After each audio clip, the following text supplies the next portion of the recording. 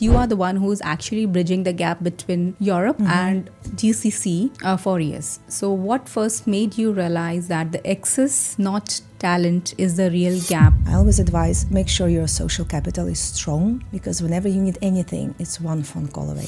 In general, we are quite similar, but at the same time, women have natural different skills maybe, and there is a McKinsey report showcasing that women tend to often lead, I wouldn't say better, but on a long term, they tend to connect teams better. They have less people leaving the teams on a short term. So this caring aspect of ours, this loving, maybe this mother DNA that we all carry in our hearts. Right. Yeah, I think that's something that makes a difference. So I don't believe men or women. I always seen best teams is often a combination of both genders. So, why do so many women still underprice themselves or hesitate to ask for funding? And did you experience that investors do judge the females during the pitching round and all? And if yes, then how females can strategically navigate through that path? They do judge. As we do, by the way. Women are also judging women. Do you have children? And are you planning to have? And although it's not really politically correct to ask, Right. I, as a mother now, in my 40s, understand. It's an important question. As a founder, it's your responsibility to understand money, but also I've seen personal money management is lacking with founders. They would pour everything into their business, and eventually their families would suffer from it as well. Take unnecessary risk, not take the right insurances, and then lose everything, and relationships suffer from that very much. Hi, everyone, and thank you so much for supporting us. If you really like a podcast, please keep on sharing the impactful content with your friends, families, and the women around you. Women who need a little dose of inspiration and motivation. So today we are joined by a woman who doesn't just talk about access to capital. She builds the bridges that make it possible. Yulia Stark is an entrepreneur, investor, and ecosystem builder who has spent nearly 2 decades connecting founders, investors, and policymakers across Europe and the GCC. From private banking to gender lens investing, her work sits at the powerful intersection of finance, entrepreneurship, and impact. As a president of the European Women Association and a key force behind accelerator and financial literacy initiatives in partnership with governments, Yulia is reshaping how women prepare for funding, scale globally, and claim their seats at the table. So let's all welcome Yulia Stark. Hi, Yulia. Welcome to our show, and it's such a great pleasure to have you here with us today. Thank you so much for having me here. Perfect. So before we start, and before there are so many people who know you, and you are a known name in the ecosystem of investment, entrepreneurship, and other things. But before the titles, boards, accolades, and awards and other things, who was Yulia? Well, I don't think I'm so much different from, I would say, a decade ago or even 20 years ago. But I think 20 years ago, you'll see me jumping from the airplane, deep diving, traveling, doing Everest expeditions. I was more into that and spending a lot of time with dancing. I love dancing. Wow. I miss it so much. And now that life happens, family grows, kids growing up, and then you tend to downsize on the fun side and focusing more on work and fundraising in my case. So most of the people, they know you because you are the one who's actually bridging the gap between Europe and GCC for years. So what first made you realize that the excess, not talent, is the real gap for women? Well, I think through my personal experience of realizing that social capital is much more important. We've been taught at school, at universities, that you need to know your numbers, which is correct. You need to have perfect pitch decks and great ideas.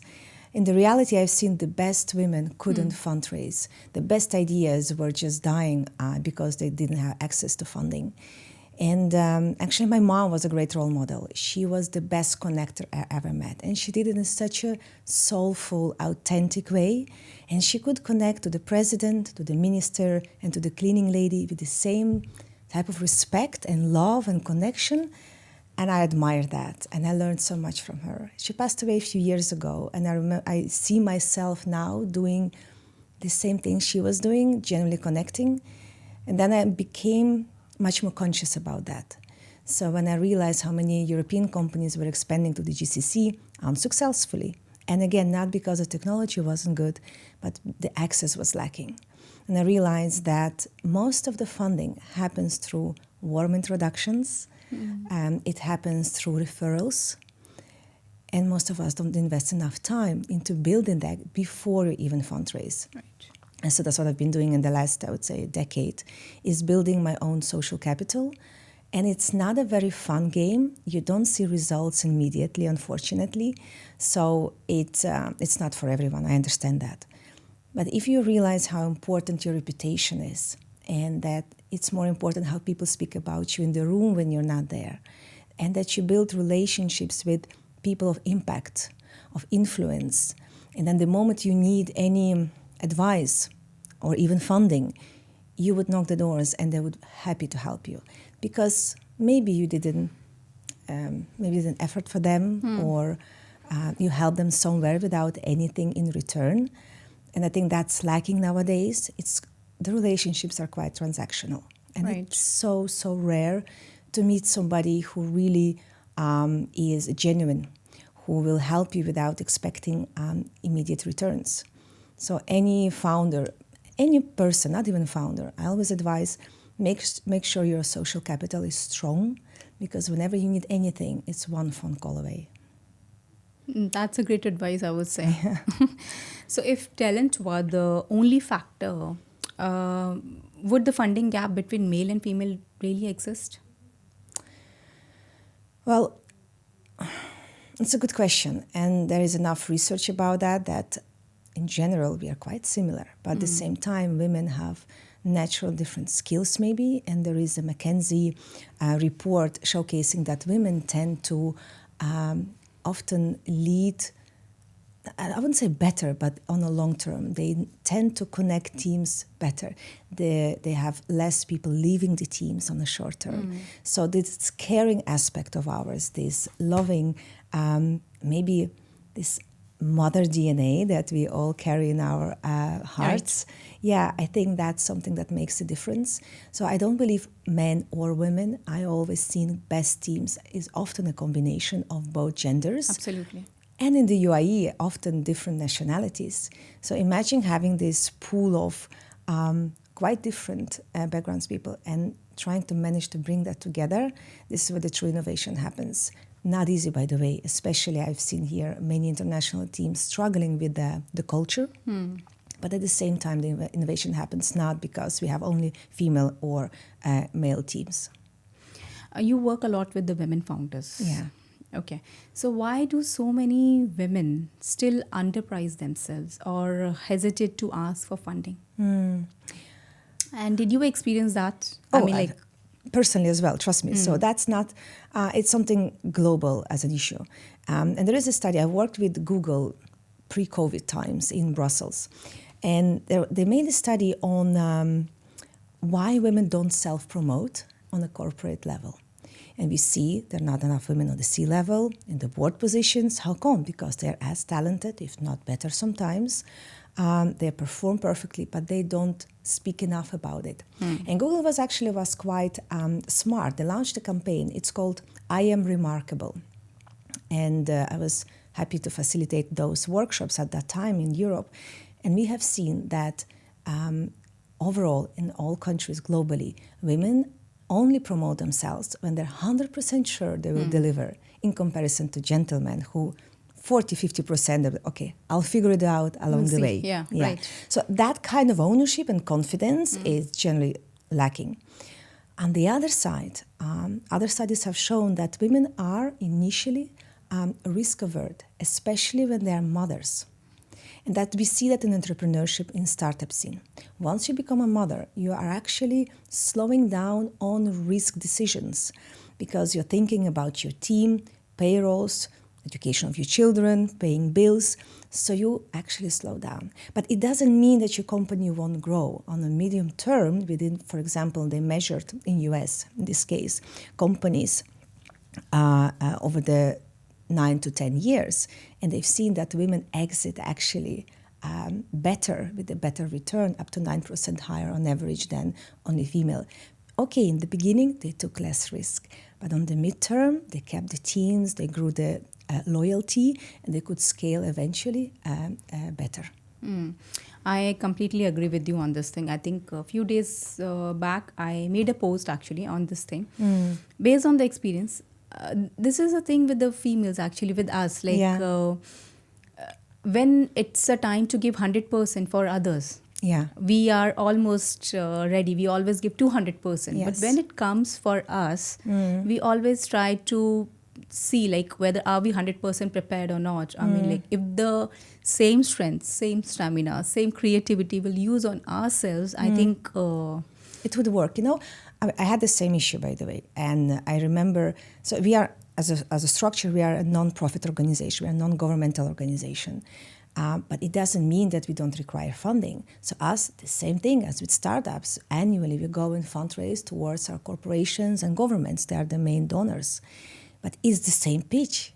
It's the same process. It's the same deck, only maybe the client is different. And the good thing is you don't give away equity, but you need to deliver data. And I remember myself standing there like a big corporation from US recently. I was like, okay, how much would we ask? And I would tend to, again, okay, we can do it with 500K, the same thing. It's like, oh, but what about if we would like ask 1 million? And that little voice in my head saying, how dare you? And the reason was I wasn't sure I could deliver at that scale what they wanted. And the way I fix it personally, maybe it can help others as well, I identified within my network the experts that I knew could deliver. So I increased the budget so I could pay the experts and over-deliver at the end. And so that's the thing. You don't have to do everything by yourself. Make sure you are surrounded by reliable experts. that is true. And they will deliver at the end. So that could help, to make that step and ask more money. But Julia, let's be honest. Do you really think that investors do judge the females during the pitching round and all? And if yes, then how females can strategically navigate through that path? They do judge. As we do, by the way. Women are also judging women. We have seen that there is this unconscious bias. And I think we just need to accept it and not fight constantly against it. In general, men and women, we tend to like things that we understand, to like or invest in this case in things that are relatable to us, similar to us. Look at your friends. You're often probably friends with people who are similar to you, have similar values. So it's quite normal that the opposite sexes have a different approach. So there is unconscious bias that men often would invest in companies that they understand. And when you come up with this amazing brand makeup of healthcare product for women, there is not the same understanding and affiliation with that. So already there is resistance. So just accept that and make sure you counter this kind of resistance that you may experience if your investors are male. That often leads to understanding your numbers, right? And understanding the exit potential strategies. So less maybe speaking about the product, but about the numbers and how you would exit 3, 4, 5 years later, just to speak the language of the investor. On the other side, also women tend to be judgmental in a way towards other women. I'll give you an example. I spoke with one Belgian investors, female Belgian investment club we have, and they would consciously ask harder questions to young women. Examples, do you have children and are you planning to have? And although it's not really politically correct to ask, Right. I as a mother now in my 40s understand it's an important question because I was so much into work when I was having my first child. I missed so much, his first steps, his first words, because I was in the airplane. And I felt terribly later on, not at the moment. With my second child, I got that up. I was more present. I was older and wiser. But sometimes it's okay to step back when you are a young mother. Right. And take that time, and don't take it personally, because 10, 20 years later, you will have regrets like I had. So children play an important role. And not only having a child, kids get sick. That distracts you from your work. How do you counter that? By having the strong support system. It can be your family, or preferably a very strong team. And then again, diverse team. So if you are a young mother, and we had, I think maybe you remember, we had women in the accelerator who were pregnant. It's just physically so hard to fundraise when you're breastfeeding a child. It's just physically very hard. And depending on your priorities, just accept that it might take a bit longer if you are a mother, and that's okay. Prioritize what's important for you. And I know from my experience, kids eventually come first. And if you are open about it to your investor, it's like, okay, I've got 2, 3, 4 kids or whatever, or I don't plan to have any, and this is my roadmap for the company the next 1 to 3 years, you take away that fear of investor. So it happens on both sides, men and women. Okay, so you were trying to say that if a female founder, the person should be honest. Yeah. And it is fine to be honest in Yes. front of the investors.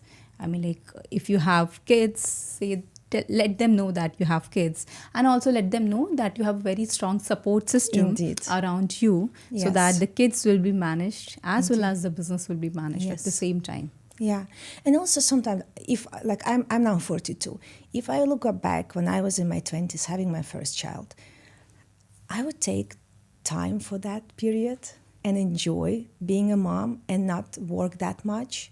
And that's something that I see with young founders. We don't see that. They go like I used to go, like we fight and we can manage it all. Of course you can. You're a superwoman, I know. But you always pay a price at the end. You're right. Yeah. And being a mom myself, I can relate to it very Yeah. well. Yeah, I understand what you're trying to say here. Yeah. Okay, so let's talk about the pitching part. Yeah. Okay, when a female is pitching, giving a pitch in front of the investors, what is that one thing which instantly bring the disconnect in the pitching, no matter how good is the idea? Well, ideas by itself don't sell. Numbers do. Track record does. Maybe if MVP at least. You need to showcase something. What we see with very early stage founders, they have the biggest ideas, but no experience. So they believe that they can scale and take, I don't know how many percentage of the market value. But investors know by experience it would be a very big marketing budget to get where you want to get. But when you're a young, first-time founder, let's call it that way, it has nothing to do with the age, you are so in love with your solution or your product that you don't see the reality and the competition around it, or cost per click, for example. So it is, first of all, it's good to be in love with what you're doing. The passion is important, but numbers are more important at the end. And just understanding that there is a worst case and a best case scenario, that you calculated both, because they will ask you hard questions at the end. Okay, this is a reality, I would say. I still remember the days when we were the part of EVA, and I learned a lot from that, the first experience. Yeah, But most of the time, founders are very much attached to the idea. they are too much. Yeah, this is the baby. They treat Yeah. it like their own baby. They share the things. They do 16 hours, 18 hours of work, and they Yeah. give their 200% for that, because for them, it is everything. Yeah, and the challenge there, they don't hear you when you give them feedback. I was the same, so I don't judge. But at the same time, if you are given a feedback to maybe pivot the way you've been now positioning yourself, don't take it personal. It's the market that decides. It's not you, and it's the client that pays your subscription or your service that will decide. And we are too much attached, and we think we know better. And I think it's always good when you're a first-time founder to have a co-founder who already exited before. And again, it's the experience, it's the negotiation level that they've trained in a way themselves in, and that would help you to be more realistic when it comes to product market fit. I think this is a great advice for the first-time founders, be it a male or a female. Yeah, that's Because this is a common situation which I have seen around with my peers as well. Yeah. Those who are in the same thing, they love the idea what they are selling. They just love it. Yeah, that's a challenge, like to see it objectively and get the harsh feedback, and often not get the funding is the harsh feedback. And then you die or you pivot, that's all. Okay, but if a woman who has no financial literacy, can she still scale successfully? I don't believe so. Okay. I don't believe that if you don't understand money or numbers, you'll be able to scale. You can start on your idea and your passion and maybe even your fools, friends and family, probably because they love you, they like you, they want to support you, but not to the next stage.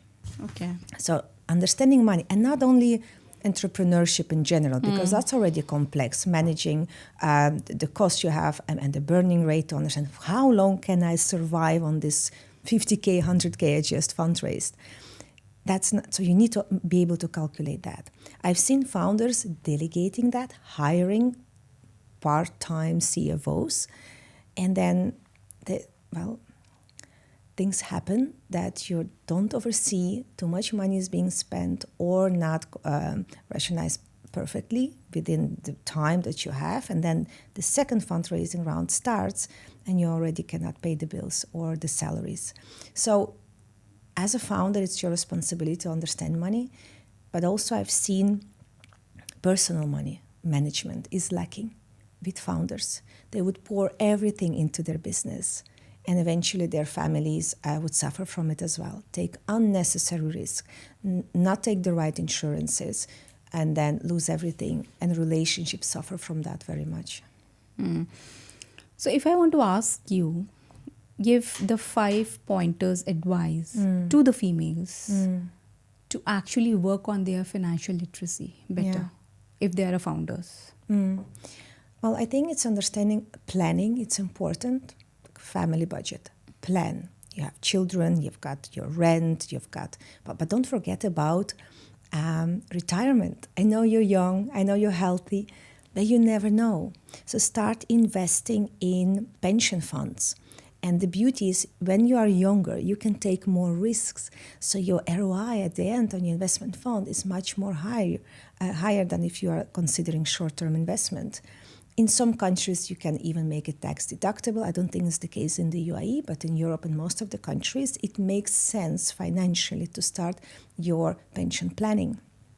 At the same time, when you are investing, understand the risks. I have seen people here in my direct environment that they would take too high risks with the few money they have.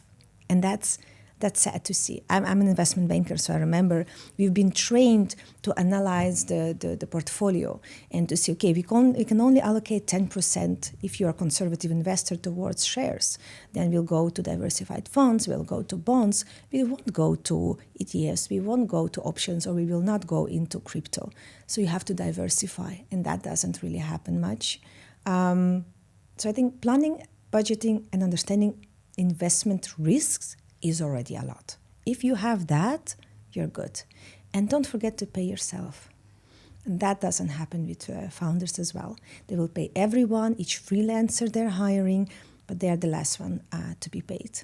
And it's okay when it's needed, but it's not sustainable. So if you cannot pay yourself out, you cannot do all the rest in your household planning neither. And then you put too much pressure on your partner if you have one, but I know also single moms. So there is so much pressure that comes with founding a company on the midterm. So that's why the planning and understanding money is super, super important. And making sure you can save. Even if you think like, I have nothing to save from. Well, you've earned $1,000. Well, even take 50 on the month. Invest it properly. And you'll see over 10 years of time, the times 15 your then invested amount. I wish this advice of yours will spread to a lot of female founders as well as the founders. I mean, because It will. So you don't know about it, but together with the Ministry of Economy this year, so we'll announce that in April. Yeah, in April, we are launching a national financial literacy initiative, where we'll be teaching men, women, doesn't matter, but people who live in the UAE, the basics of money management. To make sure that that doesn't happen, what we see what's happening now. And then you will understand that once you understand and plan better, the economy grows. So everybody wins from it. this is something which is needed. It's very important.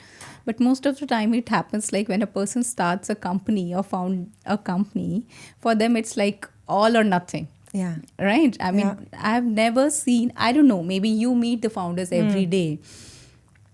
Even I'm sure you hardly meet one or two founders who actually plan everything in advance and then they give their 100% to the companies. Most of the time is that they give their 100%, whatever they have, to Yeah. the companies, and they believe it will grow. And With you that need faith, that. yeah. You need that faith. Otherwise, like, stay an employee. That's the thing. It's not for everyone. Yeah. But before you make that jump, just take, like, let's say you got 100 dirhams, divide it for your household, for your planning, for the kids, and what's rest, okay, then go completely in. Don't pay yourself salary in the beginning. Make sure it grows. Get your first client. But from the revenue of that client, make sure, again, even 10%, put it aside. You'll need that one day. And you know how it goes. I mean, it's all cyclic. And there are moments where there is an inflow of great customers, and then for 6 months, nothing. So that's why the saving is so important, because too many great ideas died because they were not ready for the crisis. What is the biggest myth women generally believe about investors that actually holding them back? We tend to undersell ourselves because we think we have to explain why we, single mom as an example, deserves that funding. And I think when you understand what's the return on the investor, potential one for the investor, the tables turn. You become much more, how would I say, you have something to offer. I think that's something we need to enter the negotiation room with that attitude. I'm bringing value to you. I'm not asking for money. I'm giving you the opportunity to earn more money. And that's a very different energy to enter with. And people feel, and they're scared, men or women. It's like, oh my gosh, she's so insecure. And if she's insecure and she's the founder and she's doing 200% daily on her project, why should I invest? So this attitude of not giving and not asking makes the whole conversation different. I'm here to help you, not you me. And that's, it's a different energy. And ironically, I mean, most of the females, they face this thing, right? Yeah. They think that if I'll ask 1 million, they'll laugh at me. I mean, they think, why? Like, is the project really relevant to spend that much or to fund that much? Yeah. Or maybe, is my idea great enough? And that's that little voice. And there are enough, content online about it. I remember 20 years ago, I had my first retreat I organized for entrepreneurs, and I was so proud of it. And I went to this seminar in London on how to grow and scale your business. And this gentleman, his name was Andy, at the break, I said, can I have a picture with you? I'm so inspired by you. And he's like, yeah, what do you do? So I do this beautiful pitch, and he's like, and how much do you ask? And I think I was asking like 300 euros for that weekend. He's like, well, the moment, draw a zero near the 300 and then come back. And I was like, oh, how dare he? And he just dismissed me because he didn't take me serious. Because for that money meant I wasn't delivering the value. So like, if it's just 300 euros, what are you doing there? Waste of my time. I wouldn't even promote it. 3,000, now we're talking. So there must be something of value that you're bringing. So you're valuing yourself or the people that work with you on this project. So I was very upset, went back. 2 years later, I was asking 3,000, or maybe 1.5 years later, And I realized I attracted different type of clients as well. They valued my services much more. So at the end, I think it comes back to your self-worth, how you position yourself. And by the way, confidence comes from results. I don't believe like fake it till you make it. I mean, I don't believe myself. Like if I would go there and sell myself like I'm the queen of the world. I don't believe that. I do feel much more comfortable when I achieved stuff. When I did raise my first million, I felt amazing. I was like, wow, so I am worth it. And then the next conversation was easy. I could double it because I already have done that. So confidence comes through results. And I think that's something, if it helps, write it down. All the amazing stuff you have achieved can help you to have a different energy in the conversation with the investor. This is all about fear, right? It's all and completely unrealistic one. There is no backing of that. And then I learned a lot from men. I mean, they're the best allies of what we have been doing in the last decade. Absolutely. They would teach me. It's like, are you just asking 1 million? Do you know that the value of that project in 2.5, 3 years is 10x? Like, really? Okay, let me show you. And it's again a little voice saying, yeah, but it's okay, let's keep it simple. No, let's keep it big. Okay, Yulia, gender lens investing sounds great on panels, right? But how real is behind the closed doors? Gender lens is indeed a very popular PR term. Okay, but first I would like you to explain this thing. Yeah. Because there are so many people who are not even aware about what it exactly. Yeah. So gender lens means you are consciously investing in female founders or co-founders, in female product or services that are like the end user would be female, or in the supply chain you have considered gender equality. So that's gender lens investing. Diversifying your investment portfolio with a gender lens. Numbers show gender lens generates more revenue than not having it. So it's, I mean, McKinsey's, I think even Deloitte published a few years a study on that. So there is enough information backing that when you invest the gender lens, the ROI is higher. One of the reasons is, by the way, there are a lot of male-founded companies and a lot of male investors. So in marketing terms, you could see that as a lot of competition, red ocean. Right. Right? There are not enough female investors and not many female-founded companies. Blue ocean, a lot of opportunities that men are not tapping into it yet. So that's where often the ROI comes from. The management of the company is much more sustainable, less risk-taking, which is actually also good in the beginning when it comes to for the investors. So the growth is much more steady and the exit is better. So the study backs that up. But in reality, in numbers, it's still quite low.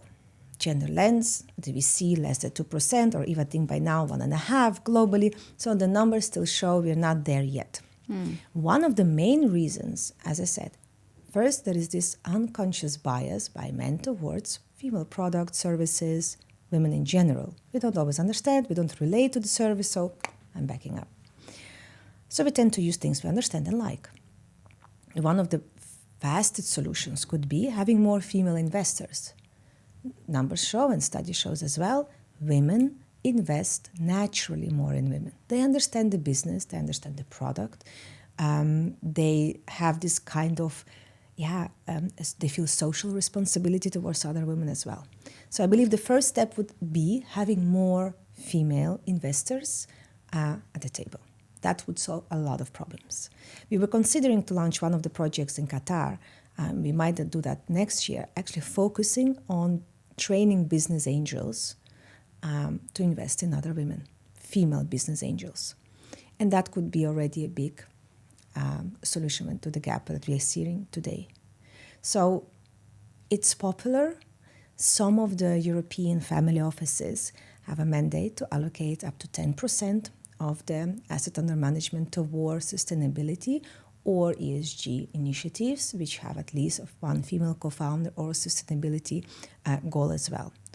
So we see a movement there. doesn't happen yet as structured in this region, but I do believe a lot of opportunity lies with female investors.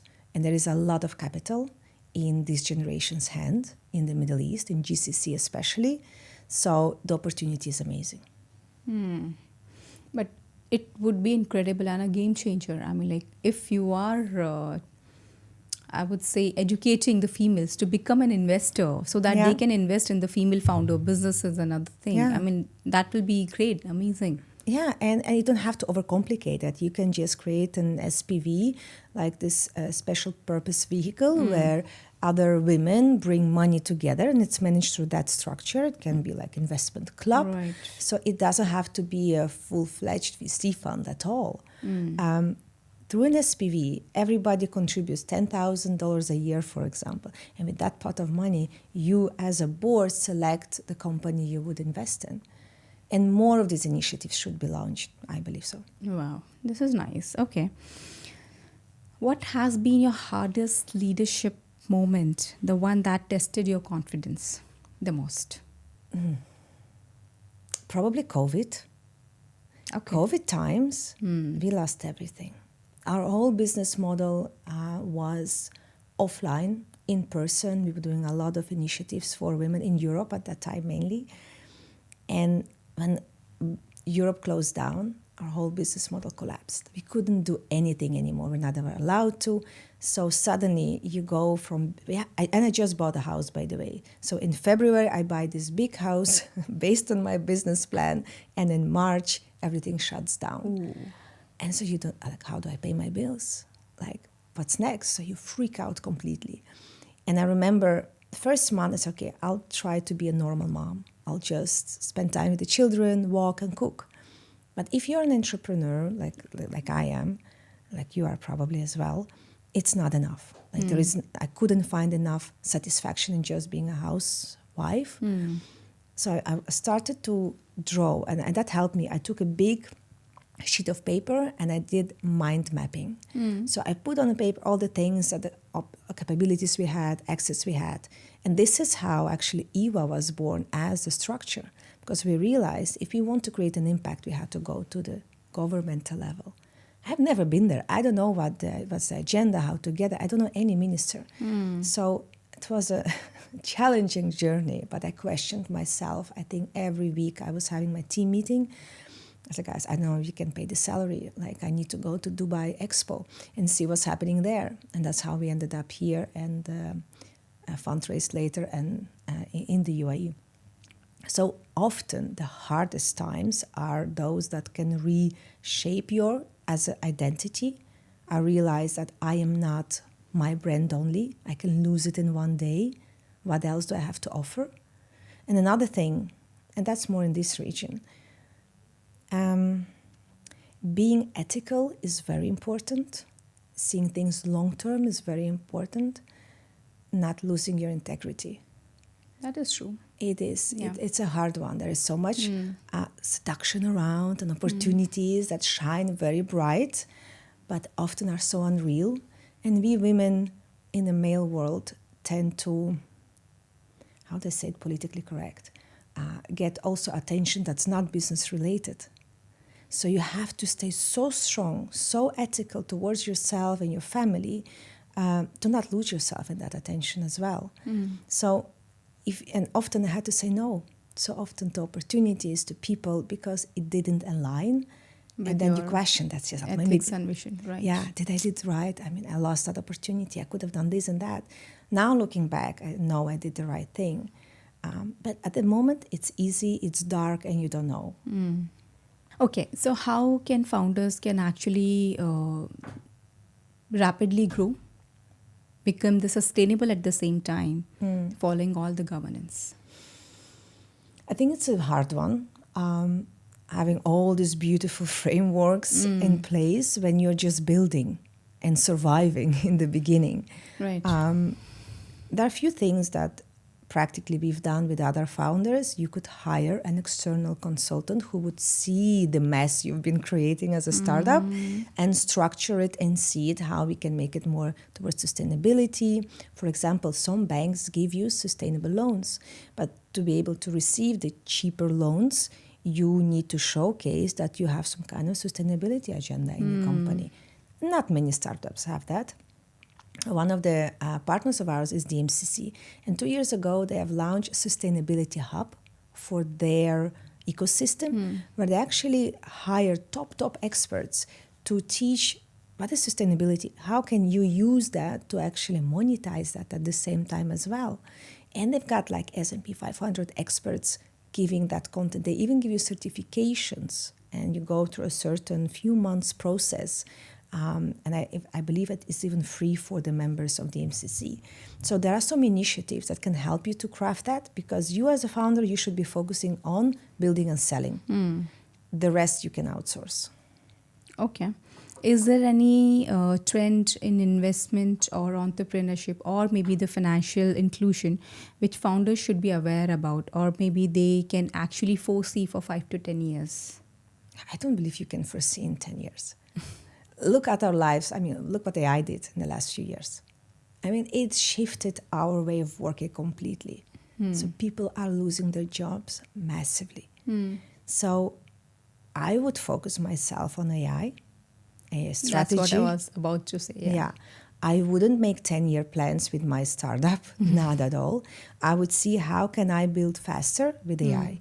We recently, we will launch, but we recently built an app just in 2 days, thanks to the right technology. We had a good CTO, but anything I asked him, what would normally take months, he would literally sit down, he went into coding, he would use the right plugins, and he created this beautiful app for me that I could go to the government and say, guys, that's what we are doing. I was like, when did you build it? We just had a meeting 2 days ago.